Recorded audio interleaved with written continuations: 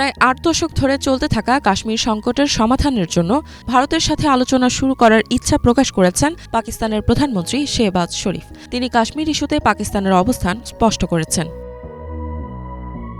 পাকিস্তান সরকারের পক্ষ থেকে কাশ্মীরে আগের মতো স্বায়ত্তশাসিত রাজ্যের মর্যাদা পুনঃপ্রতিষ্ঠা করার জন্য নয়াদিল্লির প্রতি আহ্বান জানিয়েছেন শেহবাজ, যাতে আলোচনা শুরু করার পরিবেশ তৈরি হয়। তিনি আরও বলেন, কাশ্মীরের জনগণের প্রতি পাকিস্তানের আদর্শগত, কূটনৈতিক এবং রাজনৈতিক সমর্থন অব্যাহত থাকবে।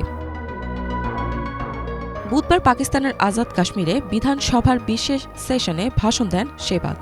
তিনি বলেন, তারা কাশ্মীর সহ অন্যান্য সমস্যাগুলোর সমাধান সংলাপের মাধ্যমে করতে চান। তার মতে ভারতের উচিত ২০১৯ সালের ৫ আগস্টের পদক্ষেপগুলো থেকে সরে এসে জাতিসংঘে দেওয়া প্রতিশ্রুতি অনুযায়ী আলোচনার জন্য এগিয়ে আসা।